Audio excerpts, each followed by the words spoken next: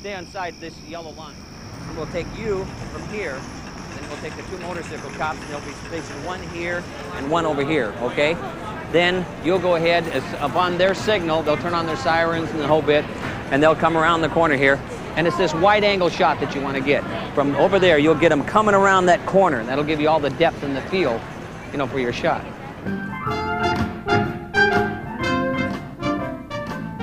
I want to be loved by you, just you, and nobody else but you. I want to be loved by you, hello, boop boop be doo. I want to be kissed by you, just you, and nobody else but you. I want to be kissed by you. Okay, we're gonna do it right now. Do you want to fill in this gap here? So that they make their way. The gap shouldn't be there already, I don't think. 1, 2, 3. Ah! That's it.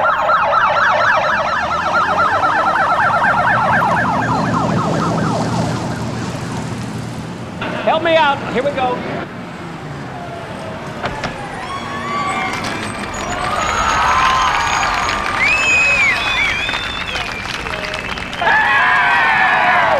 Okay, down here, we didn't see you guys. You're on television. You be doing it. That's it, that's what we want, okay?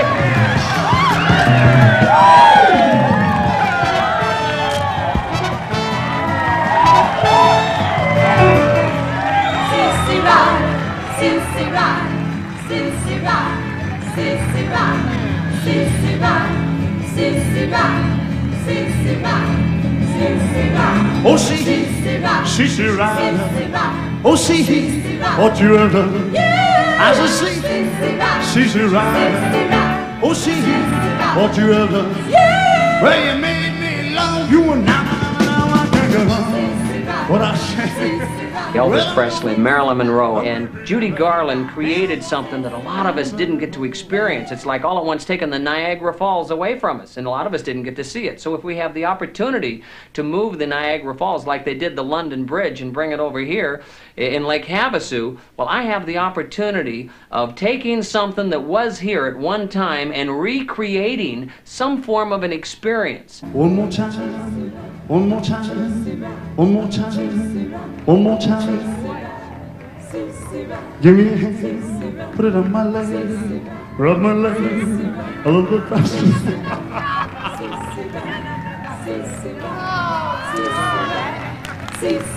One more time, one more time, one more time, two more times. See, every time I come on stage, I talk to Judy and I ask her what she thought of that show. And I can see in this eye that she liked the show. I did too. Yeah, it was a good show. We had a Bluebird that was supposed to fly to me but never did again, which was a bit of a disappointment. I felt badly for her, you know. Judy used to do a song called Hello Bluebird. She did it in her last picture, I Could Go On Singing. And in lieu of doing that, we were going to use a Bluebird on Over the Rainbow when I sing, If Happy Little Bluebirds Fly, and she never appeared, which is a shame. So I guess that's curtains for Blanche. That's the end of her showbiz career. Who's Blanche? Blanche was the name of the bird. If I can find somebody that has any of the basic talents, I know that I can bring out the entertainment side of it, because I can go on that stage right now and I can do Elvis Presley. And I can do him and there won't be any problem. I can spray my hair black and go out there and shave my mustache, and I know I can do Elvis Presley and get the crowd going. I know I could do it right tonight. I'm positive I could do it. Now. What, jump up and do Elvis Presley? Show me some Elvis. Well, just like that would be hard for me to do. Can you get any part of it? I'm just curious about how you work with it. I mean. Okay. Well, first of all, when I go out to try to show an entertainer like Jonathan or anybody else to do anything, I feel that I first have to get a grasp on that character and be able to go out and exaggerate that character, and if they'll even come 50% of the way, that then they're going to have something that I need to have in order for them to communicate with the audience. Because most people just do what they have to do. They don't go beyond. You know, they don't do a situation where a person can stand up. Can I stand up? Okay. Where a person can stand up and they're going to say, they can go, you know, you ain't nothing but a hound dog, you know, and just do it, you know. Or they can get into a situation where they go, you ain't nothing but a hound dog, crying all the time. You know, they can get into it. Hey.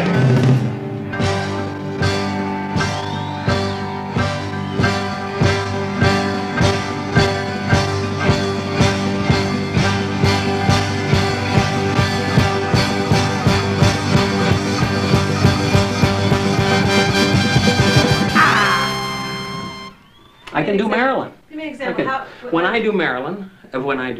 I show them how to do Marilyn, for example, we do the thing in the show where we bring a gentleman from the audience and do My Heart Belongs to Daddy. Hello there. Can you do me a favor? Give me your hand. Now stand up and tell everyone here your name. Gerald Smeltzer. Gerald Smeltzer. Well, Gerald, can you follow me? You see, I need a little help from Gerald tonight. Let's give him some encouragement. That's right. You see, Gerald, I'm going to sing you a little song.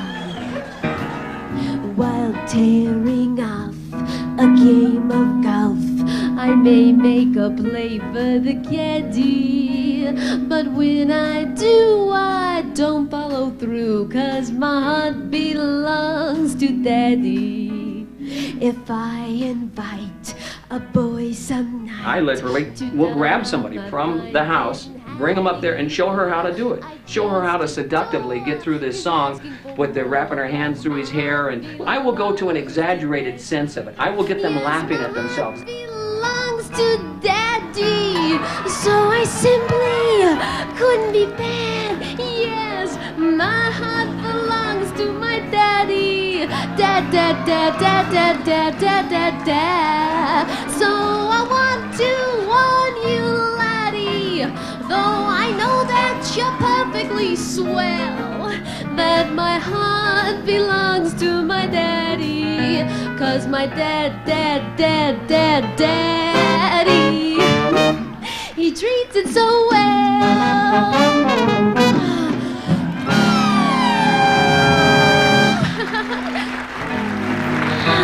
Thank you, Gerald. You were terrific. Wasn't he terrific? Oh, yes, let's give him a big hand. I had auditioned several Judy Garlands.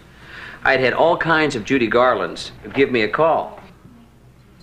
And right away I says, I can tell there's a Judy Garland there, a great Judy Garland. So a cappella, no piano, nothing. I said, I want you to come in to the hotel at Las Vegas, and we're going to give a major live stage audition and go into it again. I think you came right down, didn't you? Yeah, but what did I say to you the first thing? What did you say? You said, I can't do Judy? I said, I can't do Yeah, it. she says, I can't do this. When you're smiling, the whole world smiles with you. When you're laughing, the sun comes shining through. When Jon Stewart found me, I was 2 months sober through the AA program. And that's the reason that when he asked me to do the role, I refused, because I didn't see myself going on stage and portraying an addict at that point. I was 2 months sober myself, and I just couldn't get it out of my system that fast. I'm still recovering. I have 16 months of sobriety now, because she never did find it, her sobriety. At first, she gave me a lot of trouble. She didn't want me to go on stage. But Jon Stewart said, you're Judy. You gotta be Judy. You gotta get on that stage and be Judy Garland. So stop your sighing Be happy again. Keep on smiling when you're smiling. The whole world smiles with you. Give me some little red pills. No, I want the red ones. I want the red ones. See, this is my big Look, Marilyn. look what I just did to her. Oh, she put us. See, she's trying to hurt her. Well, you know, we did love each other in life, Judy and Marilyn. Judy adored Marilyn. I mean, they didn't spend a lot of time together, but They had the same problem. they couldn't, you know, stand too much time together. They were No. both so crazy.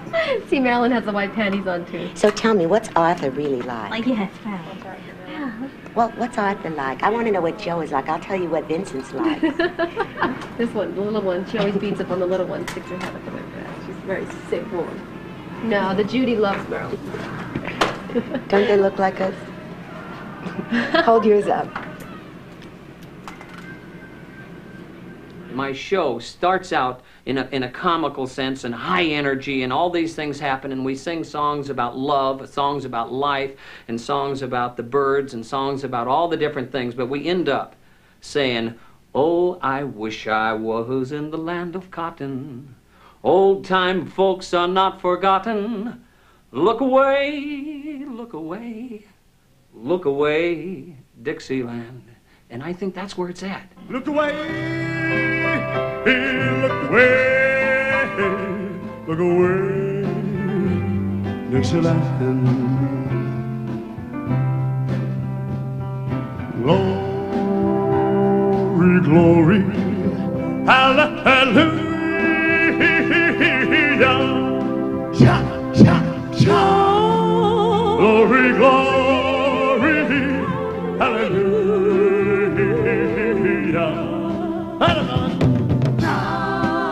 Glory, glory, hallelujah.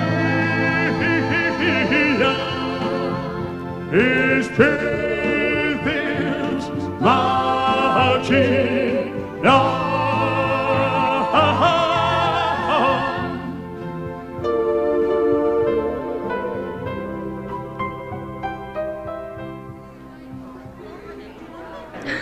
The king lived again. He was here tonight. It's like he was just reincarnated every time I see Jonathan. He brings back a lot of special memories. It makes you feel like Elvis is right there with you. When I saw Jonathan 5 years ago, I was at a very depressed state because I still couldn't accept Elvis's death. And to me, Jonathan portrays every good thing, every good aspect that I held dear to me. I feel that these people are existing somewhere and are striving to continue their development as entertainers as well as spirits under the umbrella of Jesus Christ. That I feel that life is eternal. 1, 2, shout, shout, shout. All right, mama. Take it home, son. Glory, glory, hallelujah. His truth is marching on. His truth is marching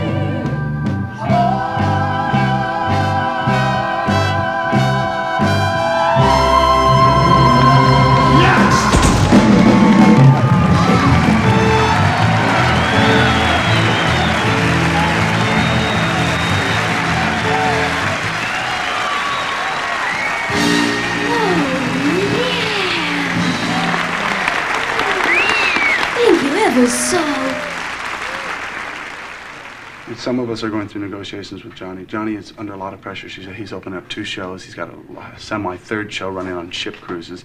And there's a lot of miscommunications.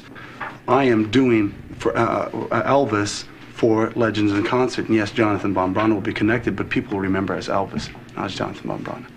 I mean, we've got a lot of coverage from here, and not many more people know my name.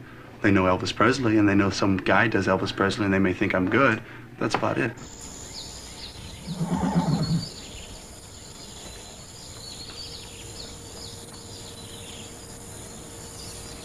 I think that my life goes to prove that the American dream can certainly take place. My family was basically poor. There was 10 kids. My dad, luckily, was a manager of a grocery store. I think that in my mind, I always felt like I was going to do everything I could to achieve. Ever since I was 7 years old, I've been playing the banjo. My whole family sang it. We were called the Singing Stuarts. And we had a little motor home and we traveled around to the fairs. My mom invented this little bunny hop. It was a little baby swing that bounced the babies up and down and they jumped independently. And then so at one point of the fair, she'd be out in the park somewhere demonstrating the bunny hop, and then from there she'd run right up on stage and we'd all hang on to her skirt and do our little show. This is Sylvester Stallone's house here. Tell me what a day's like. Well, I pop up at 6:30 to start getting the kids ready for school. And of course the phone starts ringing about that time for Johnny. About 6:30. But he doesn't get to bed till about 2:30 either, you know. So at 6:30 he's up and he's going on the phone. I leave and I don't really see him again until maybe dinner. It takes a lot of time to counsel the kids, to work with the shows and see it. So it takes all day long. I do my own promoting as far as getting the show going and working. I don't care if it's with taxi drivers or who it is, and we keep it rolling. And she supports me where the kids are concerned, and she's a good wife. She's a good wife. She's a lot of fun. Right? That was the nicest thing you said all day. You get over here. You get over here right now. No, I want you boys sitting over here by Dad. You gotta pretend like, Here, Cor. Sit by you're there by normal. Mom. He's not normal. Okay, come over here, Doc. Hey, Come here. Hey, Lynn, can't you take her? You come and play the wife. You got the legend.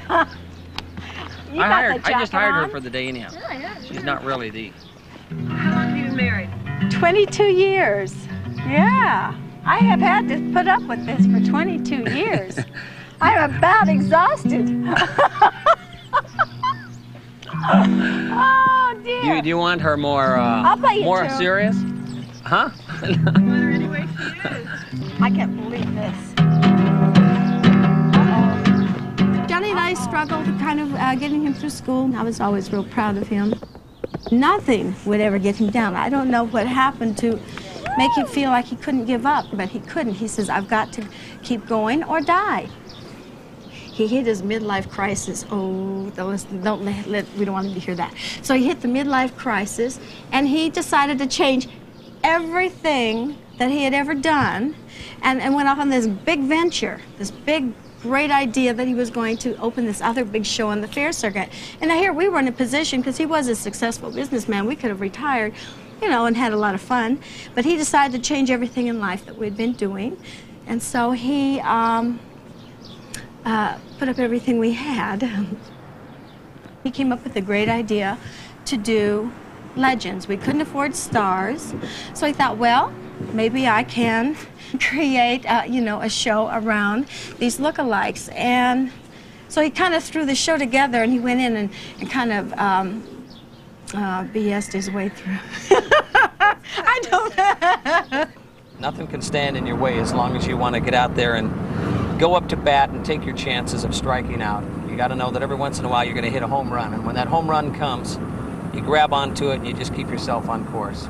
I do believe that, so I think the American dream certainly is synonymous with a good share of my life. I sure think that is true. This is Wayne Newton's place here. Just before I did Elvis, my best friend and I were painting street curbs. We put this company together, and we just painted street curbs for free, and then we took donations. And my God, we made some great money. I was actually making a hell of a lot better money than I was doing Elvis for the first year. When I first came here, I was dating somebody else that I met just when the project first began. And I was dating him for 8 months before Jonathan and I started going out. But then he went to New York, and he wanted me to follow. He wanted me to leave Legends at that time. And Legends hadn't really made it. It was still here, but it wasn't in full force what it is today, you know. And so then I started having my relationship with Jonathan. After being here for 8 months, we started dating each other. It's kind of like a neat thing the way it happened, you know. My parents want to throw us the wedding. Then because of the complications of publicity, you know, I mean, our producer would like to have us get married in Elvis and Marilyn attire, and, you know, the whole bit, which we won't do. Gotta polish it up. I loved this when he gave it to me. It was a complete surprise. He gave me this leather dress. He gave me you saw it, my purple suede dress. He gave me a beautiful teakwood jewelry box, Oriental-like. It's gorgeous. He gave me a beautiful sequin jacket with a little top that goes underneath it, a sequin shirt, another Dynasty sequined jacket with a black satin skirt and the green undershirt, and he gave me a beautiful pin, little butterfly pin. Gave me diamond and ruby earrings. He gave me shoes to go with my purple dress. He gave me, there's more. Okay, blow the frosting up there. Thank you. Susie?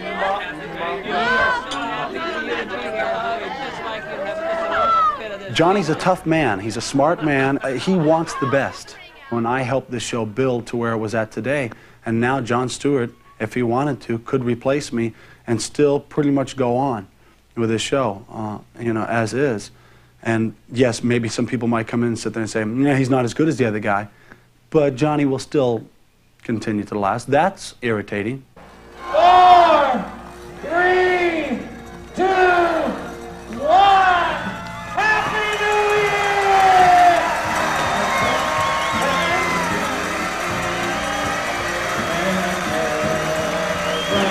New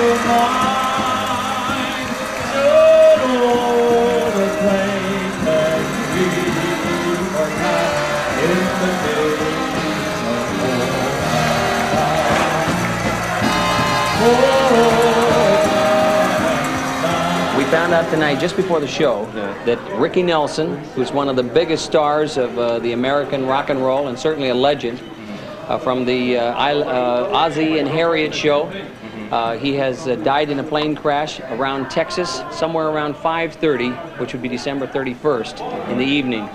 And a lot of our cast and kids felt very sad about that particular thing, and I don't know, as time goes on, I certainly will tell you he's a legend, and we'll bring him back to the eye of the public in later years, after we feel that a certain amount of respect and humility has been given to him. A couple of years? I would say at least 2.5 to 3 years before we would want to infringe on the privacy and the love that I'm sure and the legacy that this person's already left behind. So if you happen to miss Ricky Nelson, stick around and we'll bring him to you in our next chapter.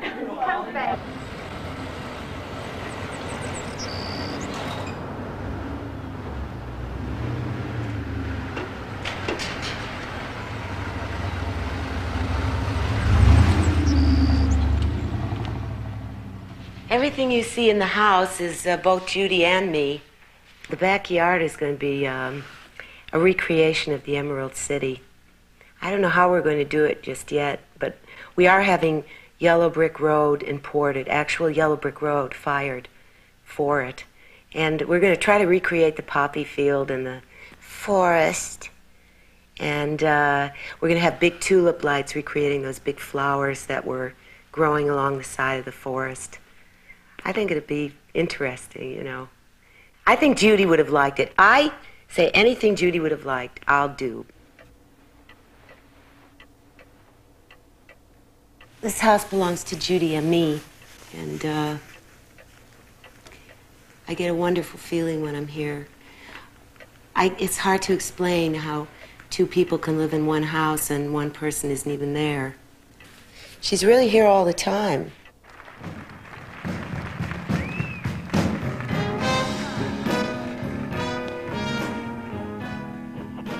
This picture is one of me when I was 5 years old. That looks a little like Judy Garland when she was my age. The night is bitter. The stars have lost their glitter. The winds grow colder.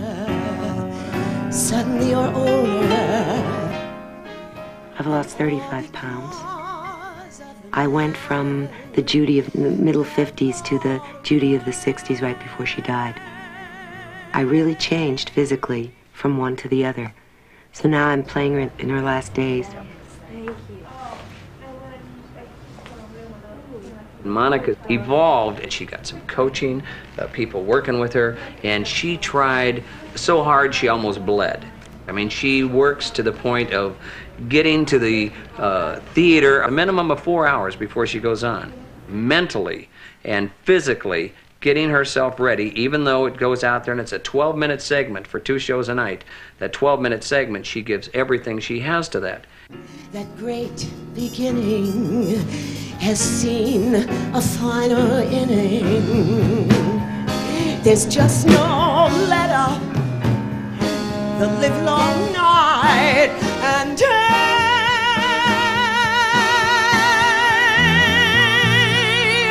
Ever since this world began, there is nothing sadder than one and one looking for the man that God always.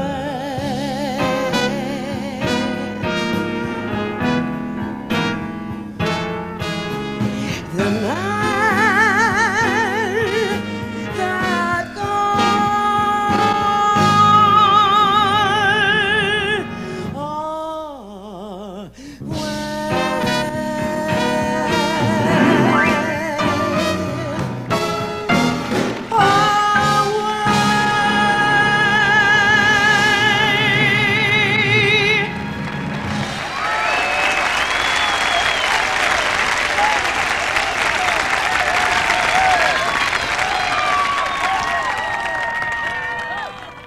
My cast came to me in the cast meeting. They said, look, we are the show.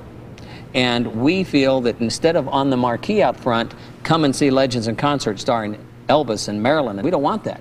We want it to say our personal names. It's us out there, it's not the other people. And so from now on, you're going to say our names, or we're going to boycott the show, we're going to quit. And I said, well, isn't that interesting? So now, because you are developed, you're going to tell me how things are going to be ran as the producer and the director. Do you think you created you or I created you? Well, we created us. It's us doing it. But who channeled it and directed it the way it should be?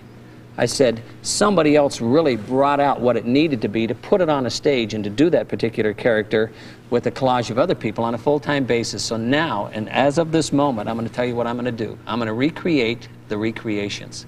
I'm going to recreate you.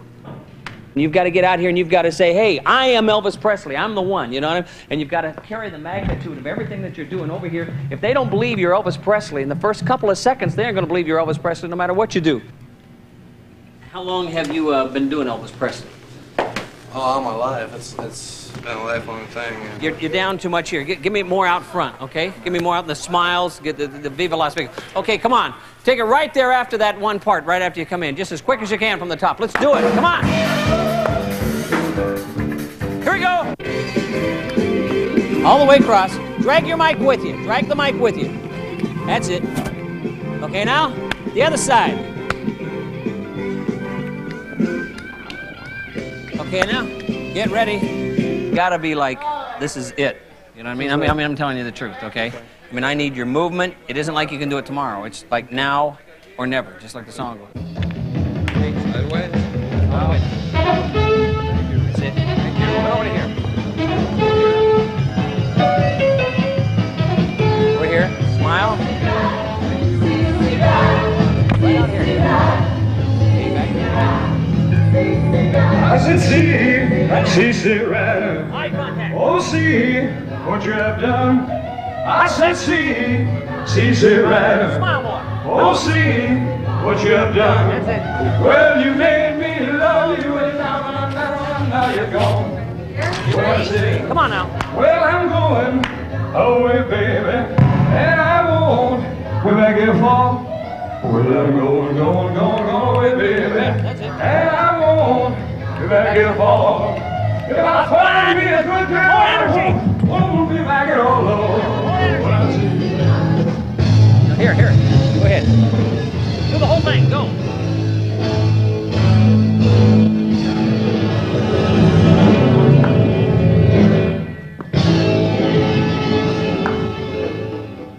Well, we've got new characters. First of all, we've gotten new characters, but we've also changed our two of our principals that really were the mainstay of the show, which was Marilyn and Elvis. The two people that played Marilyn and Elvis were the original ones in the show, and they left to start their own show.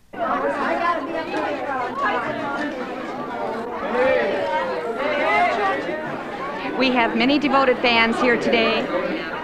This is Susie Jimenez. She's a brand new member in the Jonathan Von Braun International Fan Club, and she is responsible for all the table decorations. She donated these things to the fan club. I'll let her explain. Well, we had napkins. We had the beverage napkin and then the luncheon size napkin. We had coasters done, and we had the poster, the matchbooks done. We have entertainment. We have opening Christmas presents. And for Jonathan, we all get together. We never get to see him really unless he comes down. This is our time with him, really. We see him twice a year. Yeah, twice a year he comes over so we can have time with him. Get him How late is he now? About a quarter to 2 hours and 17 minutes. Oh, boy. 2 hours and 17 minutes late. Well, I got lost and I drew the map. Now, we're used to waiting on Jonathan. He's called He's worth waiting for. Half hour ago said he'd be here in 20 minutes, so should be pulling in any time. Bubba Cauldron, this other fan club that we was in, he left town. We don't even know where he's at now. And the way we met Jonathan is in the paper. It was advertised that he was performing at Berkeley's in Grossmont Center, and we went there to see him, and he was only singing by records. And when we seen him that one night, we never stopped seeing him after that because he was really great. One time is all it takes with him. It's all it takes. He just draws you back. Yeah, and we've been with him ever since he started with records, and he wasn't very good with records, but we've been with him ever since. Here he comes. Let him know he's coming so they can holler. Tell him to stay inside.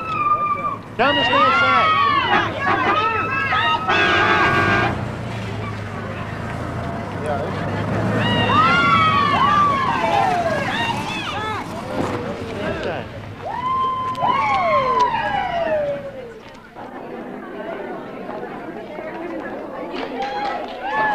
I saw some other impersonators and wasn't very impressed. And someone mentioned that I should go and see this one. So my husband and I went down, and the minute he walked on stage, I was hooked. At that particular time, my husband got out of the Navy and we divorced.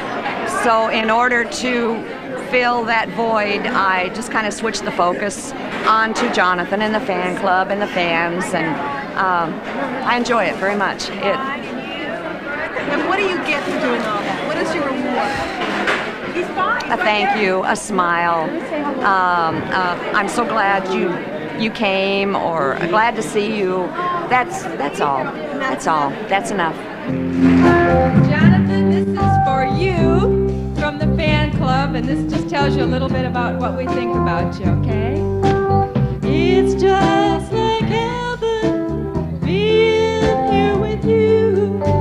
You're like an angel, too good to be true. But after all, we love you, we do. Angel baby, our angel baby. When we took Jonathan in, he was a great mover. He was very handsome. And Johnny says, Jonathan, you got to give me more. Jonathan, you're not doing this, you're not doing that. And by the time he left, he was beautiful. But that show in Las Vegas, every single person in that show could be replaced in one day. Every single person. I build enough molds, and I create enough of the product of those molds that at any point anyone tries to pull my string, I cut theirs.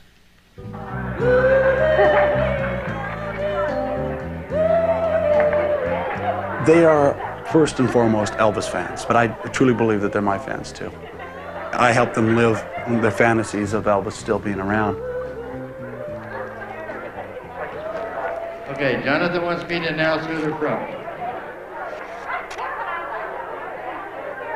Mary. There was two men that I really looked up to, I really liked a lot. Lincoln, I really respected a lot, and I wanted to be a lot like him. And then, of course, when Kennedy came along, but it was mainly Lincoln and Elvis that I wanted to be all around like. And I used to always say when I told the crowds this, I said, thank God I looked more like Elvis than Lincoln, you know, because Lincoln was not too good looking.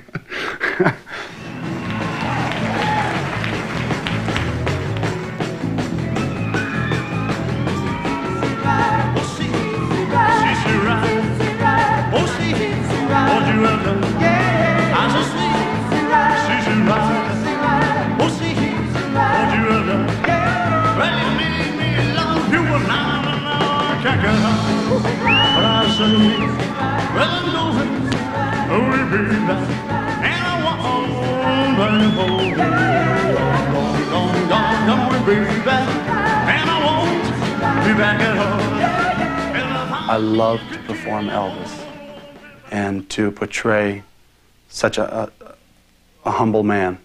I want to be just like him. I want to grow up and be humble and nice and sweet and rich and famous. That's it.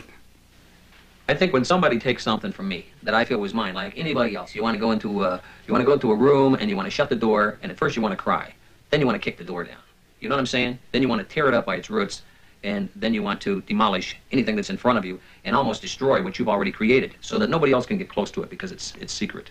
It's a part of you, and it makes you want to almost reach out and destroy, and yet at the same time, you realize that that's not going to get you anywhere, that you have to sit back and look at the picture and then take it from a different angle. This good friend here is Tony Roy. He's not only the Elvis in my show, but I consider him one of my best friends. Tony was found when we were doing a show in Miami Beach last year. We started working on it and trying to fine-tune all the different aspects and upgrade wherever we could. Here you see Mr. Tony Roy. He's looking for perfection as far as his production is concerned. If a picture, if we take a picture and it looks, God, it looks like Elvis, but you know, that is something that if we can just fix your teeth, the smile, and if it just, it's a matter of just putting a retainer and going to even surgery. And I had surgery done in my nose, and I had certain fatty tissue removed from my eyes, and this was just to enhance me, to make me look better. But whether you were Elvis or not an Elvis impersonator, it doesn't make it right. It's going to make you look better anyway. Sure. It doesn't. So it's you're making that extra step. We are not the museum or the House of Wax, where we go in and say, hey, you know, come and work for me, and if you will have some surgery done. Very little surgery has ever been done in this cast, and any of it has just been mainly in teeth. He put ideas on my mind that I had the same ideas many years ago. So when he brought it out, I said, I want to do it. Now. How is he? He's fabulous. He's going to get all excited. He's going to get the adrenaline going. And he's going to go out there and he's going to roll that audience over and he's going to throw them up in the air and he's going to sock it to them. Right? That's right. Once you become part of the Legend family, our producer, John Stewart, wants this to be. He wants everybody to be family. And we all will always, we're going to have a Legends reunion pretty soon. Have all these dead people around having party, you know. And I've known 4 Marilyns. I know 4 Marilyns, and I get along with all of them, which is unusual. I know 4 Elvises, too. I think the only thing that would ever disrupt this company at any time or disrupt a production of this magnitude, it's because somebody or a group of somebodies from within quit appreciating what was happening to you from without. Think about how great it's been for 4.5 years to receive a weekly paycheck. I know you're working hard, and I'm asking us all to go forward with continued success, and I love and appreciate each and every one of you. That's our little meeting for today, okay? Anybody have any comments? Yeah, Billy. Thank you very much. Okay, thank you. Thank you. Let's go change, and you got a break. Thank you. I think that the people, most of the characters in the show now are more real. I think they're just down-to-earth people who just portray these people, whereas the people we used to have in the show really live the roles. Of course, I don't do that. How do you do with Johnny? How is working with him?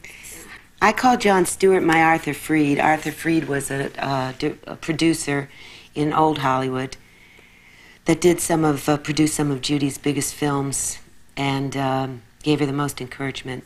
I've always called Johnny my Arthur Freed because he is. He's everything to me as far as Judy goes right now. Emotional support, professional support, helping me through rough times, because there still are rough times with Judy. My hair should be longer, right? Mr. Mayor, I want a raise. That was a real cheesecake, what they call a cheesecake shot in the old Metro days, about 1942 or 3. She likes that shot, too. Everything in this room is my taste, but it was also her taste. I found that out through books, through talking to her third husband, Sid Luft, through talking to several people that knew her and spoke with her intimately. And as I was collecting all this information, it occurred to me, this is all my taste. Our taste, darling. It's our taste.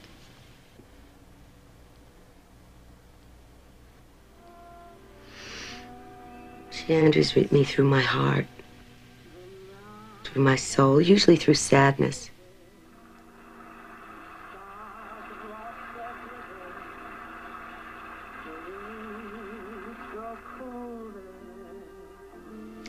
I pray, I have a little prayer before I go on. And I pray to be united with her in body and soul and spirit and voice. She's my only friend right now, really, beside my son, who's too far away from me. But she's my friend. And boy, she gets rough sometimes. She doesn't want me to go on sometimes. Well, she never wanted to either. She said, give me another pill, just one more. Just one more, Ritalin. One more, Sid. I've got to have another pill. I can't go on without it. In a way, she's my lover, too. I make love to her every night. She makes love to me every night. And I have to take care of her. And sometimes I don't know how. I just don't know how to take care of you, Judy.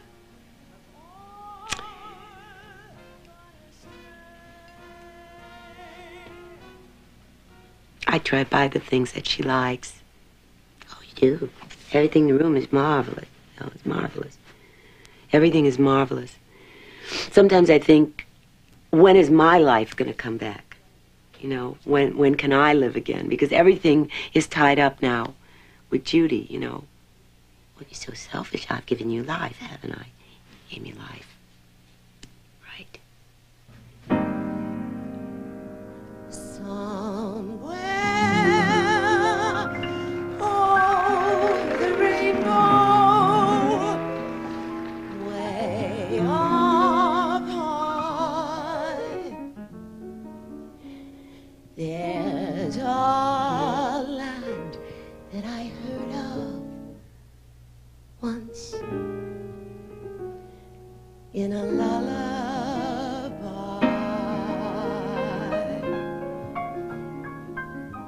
There had to be a reason that this man found me and brought me into this show. There just had to be a reason that you people are here doing this. But I guess I'll never know the reason. I'm just doing what I'm doing, you know. And it's important. This woman has to come back. Somewhere over the rainbow,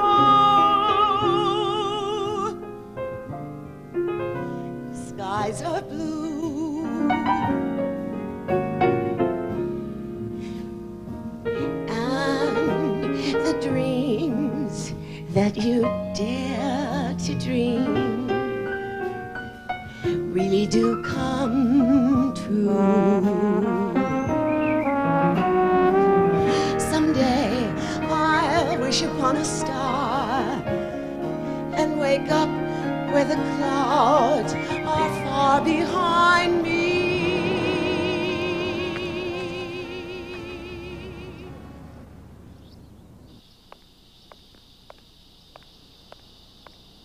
I was watching the show, and Monica was coughing, and she was very unusual in her performance. And after the show was over, I walked up to her backstage, and I said, Monica, what's the matter with you? And she said, I don't know, I've got some congestion, I've got some problems, something's wrong, I'm taking care of the doctor. Well, before too long, a few weeks later, she told me that the doctor diagnosed that she had cancer. She didn't want anyone else to know about it. She says, I'm asking you to swear that you'll never tell a soul that I have lung cancer and that I'm dying and I've only been given a short amount of time to live.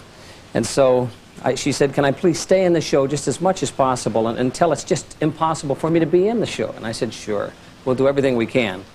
Well, one night, several weeks later, the coughing was beyond belief, and the audience was aware of it, and there were snickers in the audience, and she came off stage and fell in my arms, and she says, I'm done, John, I'm done. And then I knew that it was over, and I held her in my arms and squeezed her tight. Where troubles melt like lemon drops away above the chimney tops. That's where you will find me, somewhere over the rainbow.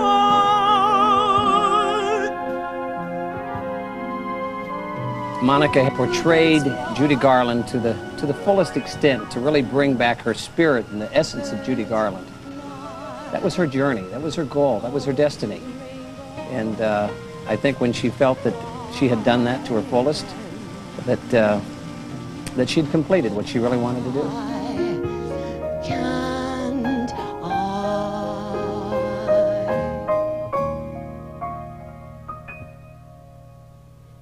if happy little birds fly beyond the rainbow, why, oh, why can't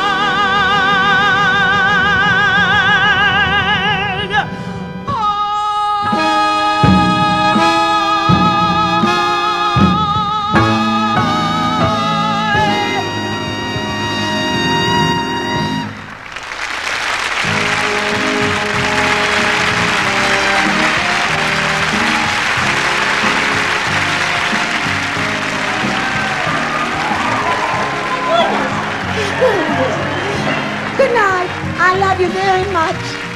Good night. God bless.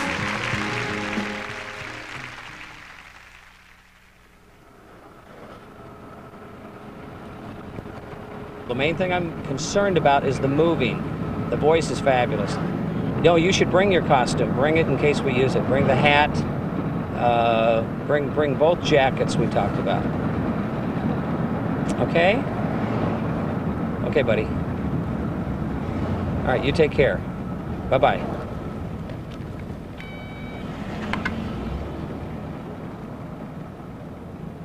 What kind of fool am I who never fell in love? It seems that I'm the only one that I have been thinking of. What kind of man is this that would not see what could be seen by almost everyone but me? What kind of lips are these that lie with every kiss, that whispered empty words of love, that left me alone like this? Why can't I fall in love? That's it, really big. Why I've always been disappointed in my life thus far that I haven't been one of them out here doing this. And so the only way I can be out here doing this is to give them an extension of me and say, that's part of me. I did that. I created that. What kind of clown am I? What do I know of life? Why can't I cast away this masquerade? Go and live my life. Live all alone till I don't give a damn. And maybe then I'll know what kind of fool I am.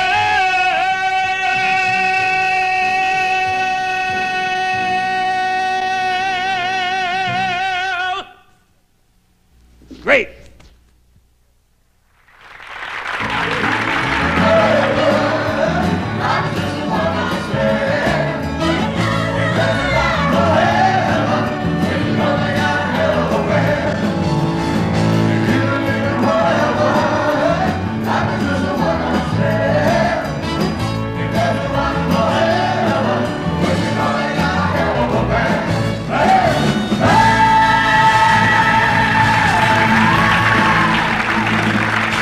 Thank you very much, ladies and gentlemen.